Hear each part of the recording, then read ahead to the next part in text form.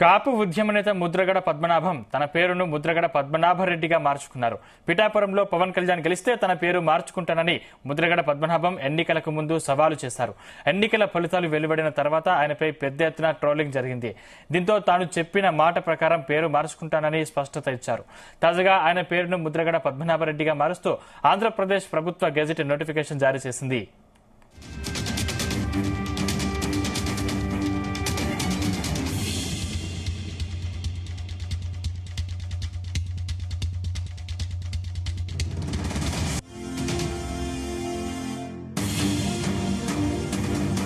కాపు ఉద్యమ నేత ముద్రగడ పద్మనాభం తన పేరును ముద్రగడ పద్మనాభరెడ్డిగా మార్చుకున్నారు. పిఠాపురంలో పవన్ కళ్యాణ్ గెలిస్తే తన పేరు మార్చుకుంటానని ముద్రగడ పద్మనాభం ఎన్నికలకు ముందు సవాలు చేశారు.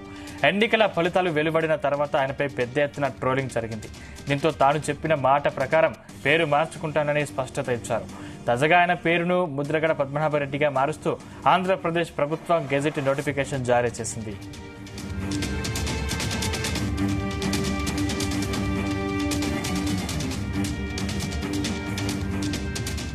ఇదే అంశానికి సంబంధించిన మరిన్ని పూర్తి డీటెయిల్స్ మా ప్రతినిధి వరప్రసాద్ అందిస్తారు. వరప్రసాద్. సందీప్, దేశ చరిత్రలోనే ఏదైతే ఒక అరుదైన సందర్భంగా ఇది చెప్పుకోవచ్చు. ఎన్నికల్లో చేసిన సవాళ్ళ ప్రకారం ఏదైతే కాపు ఉద్యమ నేత వైసీపీ నేత ముద్రగడ పద్మనాభం తన పేరును ముద్రగడ పద్మనాభరెడ్డిగా మార్చుకోవడం జరిగింది. ఇది వాస్తవానికి ఇది ఈ నెల 4వ తేదీన ఎన్నికల ఫలితాల తర్వాత 5వ తేదీన మీడియా ముందుకు వచ్చిన ముద్రగడ పద్మనాభం దీనికి సంబంధించిన అంటే తన పవన్ కళ్యాణ్ పిఠాపురంలో ఓడిస్తామని చెప్పి కూడా చేసిన ఛాలెంజ్ నెరవేరకపోవడంతో ఖచ్చితంగా తాను పేరు మార్చుకునేందుకు సిద్ధమవుతున్నాను, దానికి సంబంధించిన పేపర్స్ అన్ని కూడా సిద్ధం చేసుకుంటున్నానని చెప్పి కూడా వెల్లడించడం జరిగింది. అయితే దీనిపై ఏదైతే సోషల్ మీడియాలో జన సైనికులు కొంత ట్రోలింగ్ చేశారు, కానీ జనసేన వైపు నుంచి కూడా ఎక్కడా కూడా ఒక ప్రకటన అయితే రాలేదు. ఇది ముద్రగడ పద్మనాభం కొడుతూ కానీ లేదంటే చేసిన ఛాలెంజ్ ప్రకారం పేరు మార్చుకోవాలని చెప్పి కూడా జనసేన పార్టీ నుంచి కూడా ఎక్కడ కూడా డిమాండ్ రాలేదు. అయితే ముద్రగడ పద్మనాభమే తనగా ముందుకు వెళ్లి ఇలా పేరు మార్చుకోవడం జరిగింది. ఏదైతే ప్రస్తుతం Andhra Pradesh commissioner of printing and stationery విడుదల చేసిన ఈ ఆంధ్రప్రదేశ్ గెజిట్ లో ప్రకారం చూస్తే కనుక ముద్రగడ పద్మనాభం సన్ ఆఫ్ వీర్రాఘవరావు ఇకపై ముద్రగడ పద్మనాభరెడ్డి సన్ ఆఫ్ వీర్రాఘవరావుగా పిలువబడతారని చెప్పి కూడా రాజపత్రాన్ని కూడా విడుదల చేయడం జరిగింది. దీంతో ముద్రగడ పద్మనాభం తన పంతాన్ని కూడా నెరవేర్చుకున్నారని చెప్పొచ్చు. అయితే ఈ ఛాలెంజ్ లో ఏదైతే చేసిన ఛాలెంజ్ ప్రకారం తాను పేరు మార్చుకుని ముద్రగడ ఒక విలక్షణమైన నేతగా నిలిచిపోయారని చెప్పొచ్చు. అంటే ఇకపై ఎలాంటి పరిణామాలు జరగబోతున్నది కూడా మరింత ఆసక్తికరంగా మారింది. ముద్రగడ ఇవాళ కానీ రేపు కానీ ఖచ్చితంగా ఈ వ్యవహారంపై మీడియాకు ముందుకు వచ్చే అవకాశం అయితే ఉంది. తాను చేసిన ఛాలెంజ్ కట్టుబడ్డానని చెప్పి కూడా ఖచ్చితంగా ముద్రగడ స్పష్టంగా దీనిపై ప్రకటన చేసే అవకాశం అయితే ఉంది. దీనిపై జనసేన ఎలా రియాక్ట్ అవుతుంది, అదేవిధంగా ఈ ముద్రగడపై ఇప్పటివరకు కూడా ట్రోలింగ్స్ చేస్తూ వచ్చారు. 4వ తేదీ ఫలితాలు వెల్లడైన రోజు సాయంత్రం ఇక్కడ నామకరణ మహోత్సవాన్ని నిర్వహిస్తాం, కిర్లంపూడిలో ముద్రగడ పద్మనాభం రెడ్డిగా మారుస్తామని చెప్పి కూడా ఇటు జనసైనికులు కావచ్చు, నటిదీనులు కావచ్చు ఆయనపై ట్రోలింగ్ చేసిన పరిస్థితి అయితే ఉంది. ఇప్పుడు ముద్రగడ పద్మనాభం అనుకున్నట్టుగా తన విలక్షణమైన నేతగా నిలిచారని చెప్పొచ్చు. దీనికి సంబంధించిన పరిణామాలు చూస్తే కనుక ఇదైతే ఈ ఏడాది సంక్రాంతి నుంచి కూడా ఇటు పవన్ కళ్యాణ్ వర్సెస్ ముద్రగడ పద్మనాభంగా పరిణామాలు మారాయి. సంక్రాంతి సమయంలో ముద్రగడ పద్మనాభం జనసేన పార్టీలో చేరతారని చెప్పి కూడా ప్రకటించడం జరిగింది. స్వయంగా పవన్ కళ్యాణ్ వచ్చి కిర్లంపూడి వచ్చి ముద్రగడ పద్మనాభం ఇంటికి వచ్చి పార్టీలో చేర్చుకునేలాగా జనసేన నాయకులు కూడా ప్రకటించారు. అయితే అది జరగకపోవడం వల్ల, కొంత గ్యాప్ రావడం వల్ల ముద్రగడ పద్మనాభం కొంత వేచి చూసి చివరికి వైసీపీలో చేరడం జరిగింది. వైసీపీలో చేరిన తర్వాత సీఎం జగన్ అప్పటి ముఖ్యమంత్రి జగన్ సమక్షంలో వైసీపీలో చేరిన తర్వాత ఏదైతే ఈ పవన్ కళ్యాణ్ పై ఎదురుదాడి కూడా ప్రారంభించడం జరిగింది. పవన్ కళ్యాణ్ మీద వ్యక్తిగతంగా విమర్శలు చేస్తూ పవన్ కళ్యాణ్ ఖచ్చితంగా ఓడిపోతారని చెప్పి కూడా విమర్శలు చేస్తూ వ్యక్తిగతంగా దాడి చేశారు.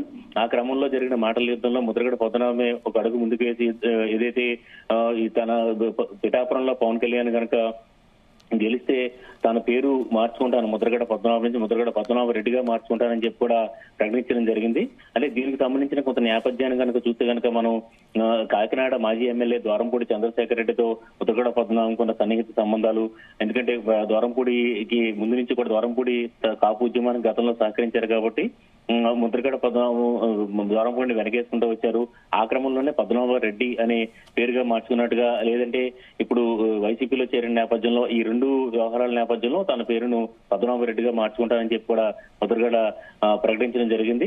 మొత్తం మీద ఇకపై జరగబోతున్న పరిణామాలు ఎలా ఉంటాయని చెప్పి కూడా చాలా ఉత్కంఠగా మారాయి. దేశ రాజకీయ చరిత్రలోనే బహుశా ఇలా ఎన్నికల్లో సవాల్ చేసి అదైతే బెట్టింగ్ లో కోట్లు పోగొట్టుకున్న ఉన్నారు, లేదంటే కుటుంబాల వైరాలతో విడిపోయి ఉన్నారు, కానీ ఇలా పేరు మార్చుకున్న వారు బహుశా ఎవరూ లేరని చెప్పి కూడా ఇప్పటికే ఒక అభిప్రాయం అయితే వ్యక్తం అవుతున్నాయి.